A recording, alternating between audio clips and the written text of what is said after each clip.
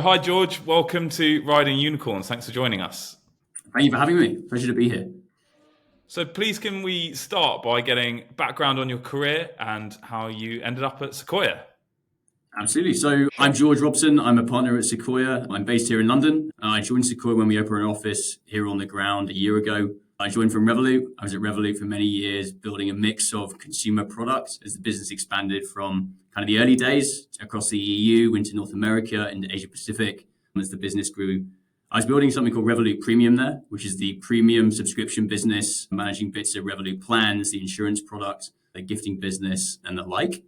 And before that, I was at Morgan Stanley. I co-founded an accelerator called Kickstart Global. I actually worked on the Hillary Clinton campaign for a year when I was at university. So I've done a mix of odd jobs. Awesome. And what was it like moving from being on the sort of operator, being part of a scale up side to actually now making investment decisions and kind of meeting lots of founders? So when I met Nikolay and the founding team at Revolut, it was clear to me that they have this incredible view of the world that they want to create in financial services. And that was a big piece of the excitement for me of jumping on the opportunity to build it with them.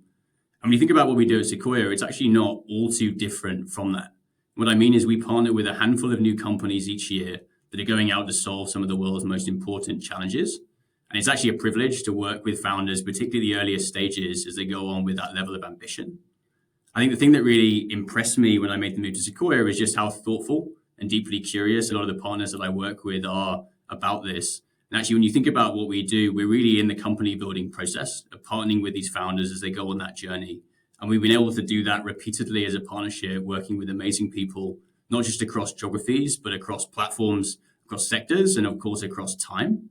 For me, actually, what that means is the transition has mainly been about learning some of the skills of entering this new ecosystem, working with partners across the EU as we set up the new office and we move forward. It's quite different being a VC versus being an operator and also versus being a founder. Do you miss any of the building at Revolut or building your accelerator? Or are you building at Sequoia as well? I think one thing I'd say about the way that Revolut runs as a product organization, as a company more generally, is there's this concept of product ownership inside the building, which is really this idea of treating product as a sort of horizontal layer, right? Where anybody who's building product that is either user facing or facing third parties that Revolut uses for infrastructure. Somebody owns that process end to end, right? And is ultimately accountable for it. And you go out and you get resources from Nikolay and from the team to go out and realize whatever that mission is. And you're held accountable, obviously, to the performance of that. I think when we work with founders at the earliest stages, a lot of those questions are still being worked out, right? When you work with an early stage company, particularly at seed and pre-seed, the questions of, who are our customers? What are they going to pay us for what we do? What are the right segments to go after? What are the right priorities that we set for the first 6, 12, 18 months in terms of product, in terms of hiring, and ultimately in terms of expansion are still to be teased out. Actually, those are the sort of questions that I was answering when I was in product at Revolut. And I'm delighted to say we still get to work with our founders to solve some of those important problems today. So there are similarities in that. I think the piece which is interesting is obviously doing it outside of fintech, having been a reasonable or at least a relative domain specialist inside of financial services, now working with companies not just across geographies and sectors, but stages as well. Yeah, and how important do you think it is being part of a company which had such a interesting and fast-paced product strategy, how that helps you look at startups now and view them and consider what they're doing from a product perspective? So I think this idea of product ownership that I mentioned is very central to that Revolut experience. You see it in how Nikolay communicates internally and externally in the business in terms of the scale of ambition, right, that Revolut has. I think the main way you see that reflected is actually in the performance culture that is set out at Revolut. I mean, Nikolay carries that. He's a bar raiser for those who are around him and in his orbit. The way that's reflected is firstly, this product ownership concept, so owning a process end to end. Secondly, making sure that you're very clear and very structured around what you want to achieve in terms of which of the key metrics you're going after, which metrics you want to move from A to B. But actually making sure that you give the people that are in your team across the organization quite a lot of autonomy and freedom in terms of the roadmap for how they go out and actually achieve that change and that key metric. And I think that when you work with founders as a partner at Sequoia, you work as an investor, the relationship is one where you are there to support them in company building, to be their business partner. You're obviously not in the business day to day. You're really there to support and carry the bags, as my partner Doug says it, right, for them as a team. What that means is actually agreeing on these high level goals matters, making sure we can support with hiring and company building and recruitment is important, and distribution and thinking and strategy around product is a pretty important piece of the puzzle. So there are a lot of similarities in that sense. I've heard rumours, and without wanting to unnecessarily draw gossip out of you, I heard rumours that at Revolut, they'll often hire two people for one role, and it's a battle to see who remains. Did you ever witness that? So actually, no. I think one thing that is very important to the culture at Revolut is this idea of radical transparency. So you'll actually find that it's a great place to do business because you work with colleagues that are ambitious, they push themselves on each other hard. There's a very high focus on performance and on quantification of that performance. The way that's actually reflected is a way of treating each other transparently. So it's a very easy place to work in that sense. I might just re-answer that question, if that's all right. It was what again, Hector? So hiring two people for the same role. Yeah, exactly. So that's not something I actually experienced at the business. I think what I would say, there's this incredible cultural principle inside the building of radical transparency in terms of how we work together. What that means is that across the organization, who's responsible for what metrics, which teams, you have a pretty heavy level of alignment as a result, of visibility into what the roadmaps are of each of the people inside of the company. And Nikolay and the management team are very willing to give you pretty significant resources to go out and take big swings as a team to go out and hopefully drive the company forwards. And I think that's why you see inside the business that there continue to be a stream of new features that are added to the product as it's moved from something that was a kind of travel proposition back in 2016, 2017 when the business launched, through kind of a current account into investments and savings and crypto and the like. And you may have seen in the last 6 to 12 months, a big doubling down on insurance. They launched a hotel booking product called Stays, right? And you might have even seen in the news a couple of days ago an announcement around buy now, pay later, ambitions for Revolut. These are all new teams that are being created by people inside the company, primarily who have gone out to sort of build something new. So actually that kind of internal promotion is a really important piece of the culture. You go, James. It's fascinating to see it develop into that kind of fintech super app, which we've all been hearing about for a while, continue to knock down verticals with relative ease.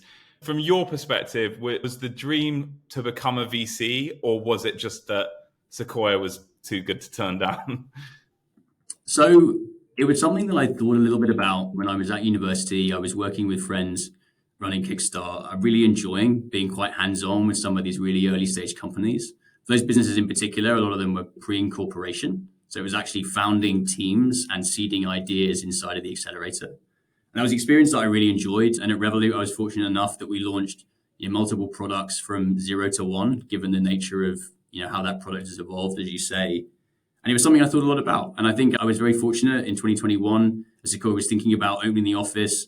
We hired Luciana, who's my wonderful partner. We hired her across from Axel to really lead that effort here on the ground in Europe.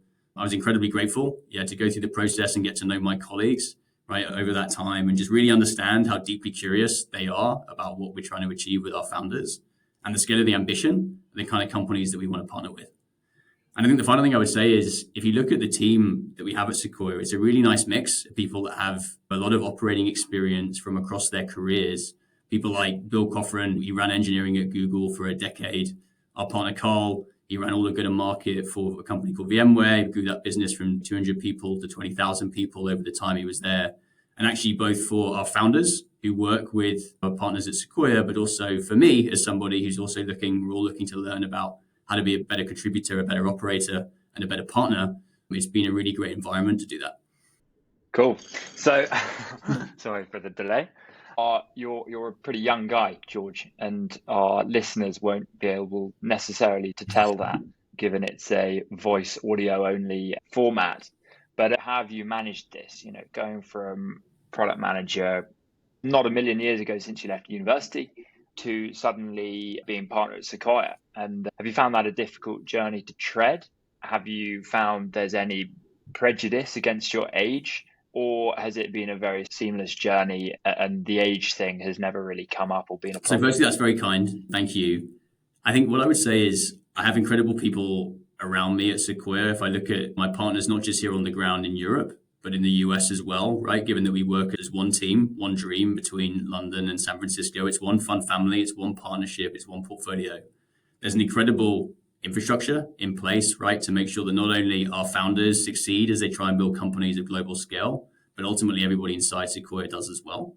The age thing has not yet come up, which is great for me. What I would say is we pull as a team. And in reality, what that means is we always, when we work with our founders, when we work to diligence a new company that we're thinking of partnering with, we will do that and make sure we leverage the full kind of expertise and resources that we have inside of Sequoia.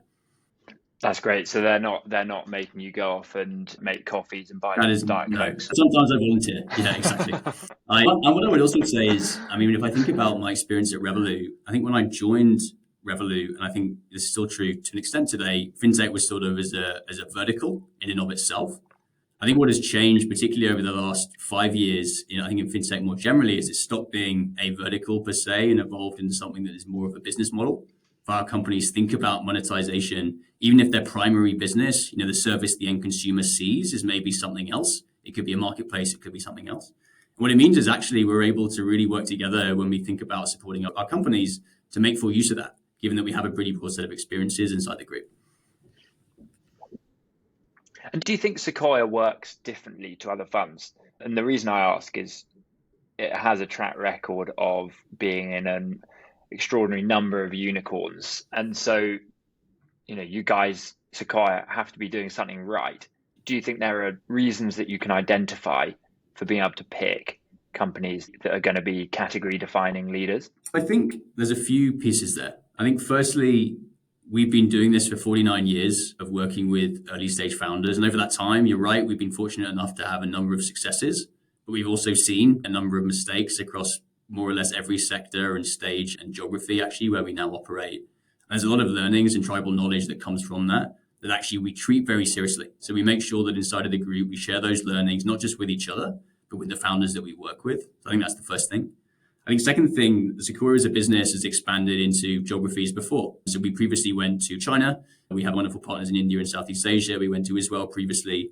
We've been partnering with founders in Europe for 10, 11 years already. And what that means is that we have perspectives that we share across offices as well as we see different geographies maybe emerging in different categories at different rates. Good examples of that is financial services, fintech more generally. There's huge amounts of innovation in terms of how things like a super app, for example, have evolved in China that are still yet to take on in the traditional West. We see it in live commerce and social commerce and the like, and we can speak and work with our China-based colleagues to make sure we share those learnings. That's the second thing.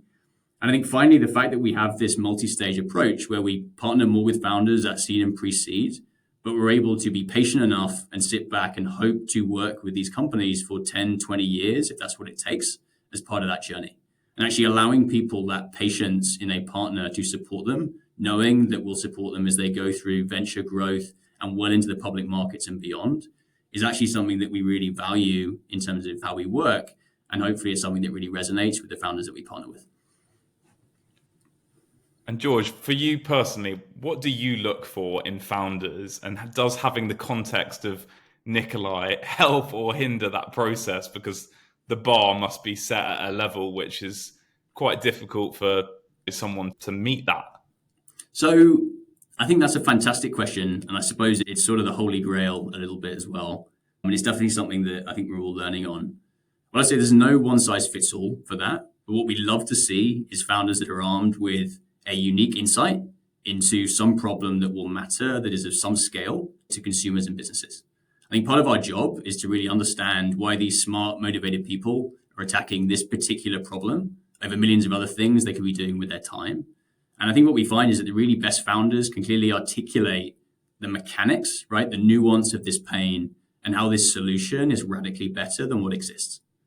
And I think part of that process of being a founder, particularly founding an early stage company and going through that iterative process, is you need very high levels of self-awareness as part of that journey. There are clearly so many unknowns when you work with companies, particularly at the seed stage, in terms of who the target customers are, what to build first, who to hire next.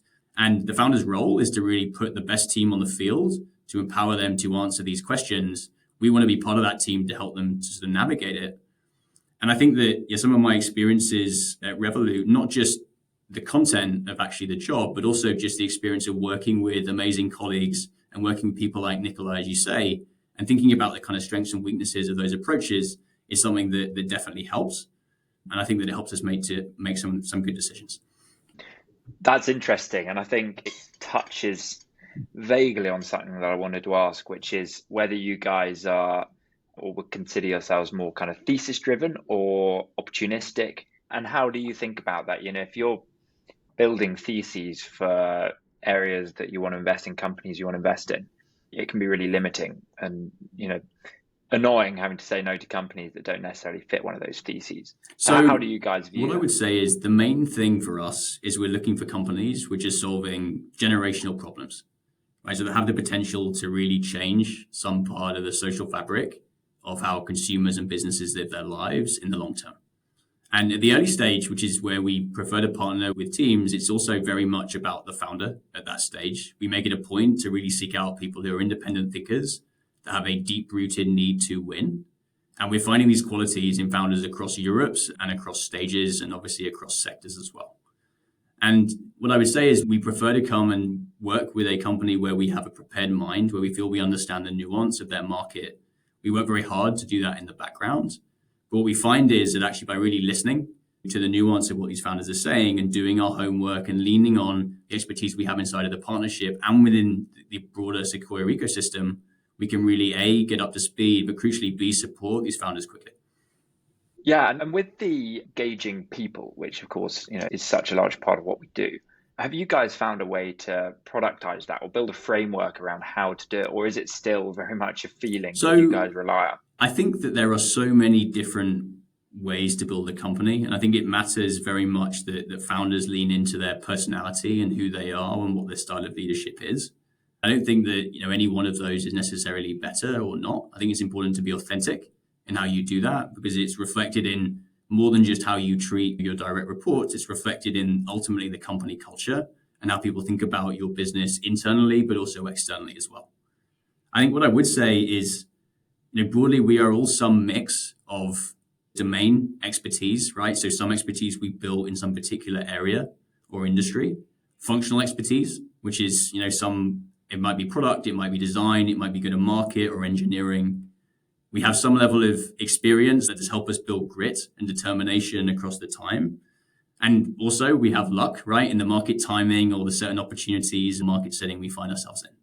And I think it's very important to think about that in terms of founder market fit is a function of all of those things in that, you hopefully have some insight into the industry or the domain that will matter.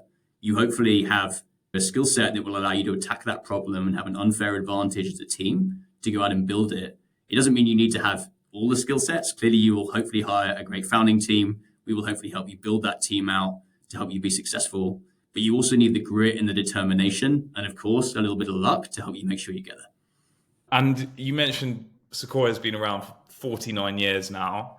And I think one thing that we're seeing a lot in the market is impact mentioned across the board, whether it be new VC firms starting or people trying to tackle those issues.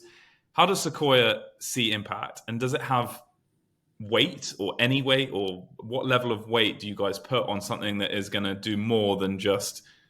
So we think about that in a couple of ways. I think firstly, we're very fortunate that actually if you look at our LP base at Sequoia, the vast majority, I think it's 85% of that is from charities, non-for-profits, foundations, research clinics and the like. So we view what we do as an important vehicle, hopefully, for positive change. And a lot of the returns that we generate are going to many of these great causes that hopefully will make a difference. That's the first thing. I think the second thing is that we are also seeing a huge amount of innovation, particularly in impact and sustainability. I see it a lot across Europe. I think it is very positive that a lot of those founders that I see actually come from fintech, a sort of technology problem, which might mean something like manufacturing zero carbon concrete. That is something which you need quite a specialist skill set to go out and research and develop and commercialize. Or they might think about it as a data problem. There needs to be data that is made available either at the supply chain level or maybe at the e-commerce level at checkout, where consumers need to make informed decisions of this product is cheaper, but it's 2 times higher emissions. That data problem actually has some similarities to many of the financial technology problems that people have solved in other industries. And I therefore think it's not surprising that we see so many high quality teams coming out of Europe, given the amount of domain expertise that exists here. So I'm very, very excited about that. And I think there are clearly incredible opportunities to create hopefully valuable companies, but also do a lot of good. I think it's really interesting, also changing the topic completely, how different VCs spend their time differently. And there are some who are pretty desk based and they're researching and they're forming theses and they're going pretty deep on certain areas. And there are others who are pretty network driven, and they're the sort of the two polar opposites in a way, and there's lots in between. But what does a day in your life look like? Weekday. So good clarification. Firstly to say, so we work as one team across Europe and the US. It's one fund family. The reason I mention that is it means that we spend time looking at companies across that region because we want to find founders that are building those generational businesses. In practice, what that means is we do a lot of landscape work, a lot of thought work as a partnership, not just focusing on the EU, but thinking about these emerging trends across the region of that full stretch. So we'll often have to collaborate with US-based colleagues in hopefully finding the right company to partner with. So that's the first thing. We do a lot of that work. We obviously meet with a number of companies, which we love. We open a new office here in London on the ground, so we'll be able to finally invite people in to see us in person. But yeah, I would say there's a good mix of that, a good mix of us continuing to support existing portfolio companies, either that we work with directly or because we have some experience from Revolut or past lives that can contribute. And I think that point is important to call out because the working model at Sequoia is you probably have somebody you work with the most day to day who may or may not be your board member depending on the setup, but you probably also interact with a number of our partners on a monthly or bi-weekly basis to help you solve some of these functional needs you have as your company scales. And that really matters because if you look at some of the most successful companies like a DoorDash or an Airbnb, where we partner with those businesses for 10 plus years, you will find at the point in time when that company goes public that they probably touched over half of the partnership at some point in that journey. So we work with a lot of each other's portfolio companies to hopefully help reach the right decisions. We've probably got loads of questions. So how many, this is a sort of general question for VCs, but for Sequoia, like how many meetings do you guys generally have before committing to a company? So we like to do a lot of work in preparation for those meetings. A large number of the new investments we make as a partnership are thesis driven and off the back of prepared minds or landscapes that we've done. And that's an incredibly important piece of our business. So hopefully if we've done our job right, it should be relatively light lift for the founders. I think we generally like to build a relationship with teams well in advance of a fundraise. Part of that is to make sure that we can obviously get to know each other, but so the founders get to know us in terms of the working style and vice versa, because we really think about a fundraise as really primarily a recruiting decision rather than a financing decision, given the amount of time that we'll hopefully partner together and work together over. So in practice, what that means is we try and keep processes quite light. We're fortunate to have a pretty light team actually across both regions. So it's a couple of meetings followed by a partner presentation and obviously some kind of broader market work that we might do. But our job is to frankly do our homework and make that process as smooth as possible, and we do our best. Awesome. Do you think into VC so far? Do you think VC has it won your heart over?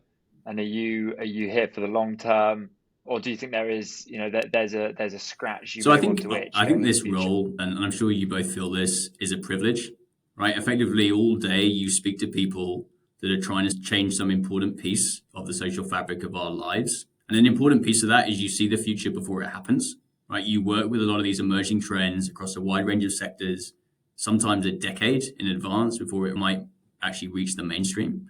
And I do believe that's a unique privilege. I think I'm surrounded by incredible colleagues who are focused on investing not just in the region and in the ecosystem and making Sequoia in Europe a success, but also in the team, right? And making sure we continue to grow and level up, and it creates a fantastic environment to work. So I'm loving it. It's been an education, but it's been a fantastic one. That's great to hear. Similar position over here. And then, so loving the VC stuff, what really motivates you? It's a question we ask quite a few guests and we get a really broad range of answers, but it'd be great to hear what kind of gets you fired up in the morning. So I believe that entrepreneurship is an incredible vehicle for change.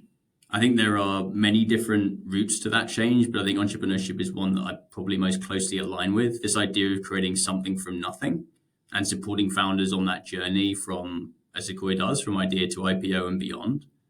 I think the fascinating piece of this is when we work with these early stage founders and we see the future before it happens, just being part of that journey and really helping create these solutions that will fundamentally change the way millions of people live their lives. I just think that's an amazing movement to be a part of. So for me, it's definitely that, and hoping to leave my mark with the founders that I partner with. Shall we wrap up, James? Yeah, let's go. Do the dinner party game. Yeah, cool. So it's been awesome to chat, George. We spoke earlier this week, so for our listeners, that was a funny coincidence. We didn't even realize the podcast was today, but there we go. Before we go, we always like to play the dinner party guest game. So if you could have 3 guests to a business lunch or a business dinner, who would those people be? I'm somebody who's relatively new to podcasts. I've leaned into it pretty heavily, I think, over the last 6-9 months. And one thing that's been pretty important for me, I think, over that time, because it hasn't always been easy, right, is something that's funny and lighthearted and interesting. So there's a podcast I listen to called Smartless. The only podcast I listen to second to, obviously, you guys. There are 3 hosts on that. So Jason Bateman, Will Arnett, and Sean Hayes, who are just 3 actors. And it's this podcast where every week they invite a guest, where one person invites them, the other 2 don't know who they are. And it's often someone from the arts, someone from sport, someone from politics, someone from science, something like that. And the reason I like it is A, it's funny, B, it's a good reminder that I think lots of people have these pretty non-linear trajectories in their career. And they do something which I think in hindsight looks a little bit crazy and a little bit strange, but with some break of luck creates something hopefully magical. And I love it. I just think it's great fun. I think they are hilarious. So definitely. Was that called Smartless? Was that called Smotless or Spotless? Oh, Smartless. Okay, I like. So is your dinner party just all of them? Yeah, there we go. If you listen to it, you'll understand. You'll understand. Okay, cool. Are you I'm going an to active the party, or are participant. you going to be like chiming in? Ready and willing. Active participant. Good to hear. And, what's cooking? Chicken pizzas. Cooking? It's in my wheelhouse. Spot on. You can't go wrong with chicken pizzas. I mean, Will Arnett and Jason Bateman, very, very funny guys. So I'm definitely going to check that out. Awesome. Well, thank you so much, George, for coming on and telling us your riding unicorn story. It's been great to have you on and get some insight into how Revolut has kind of shaped your view on product and culture and founder ability and things like that. And now what you're doing at Sequoia and getting in some insight into how that world operates. So thank you so much for coming on. Thank you for having me. It's been a pleasure.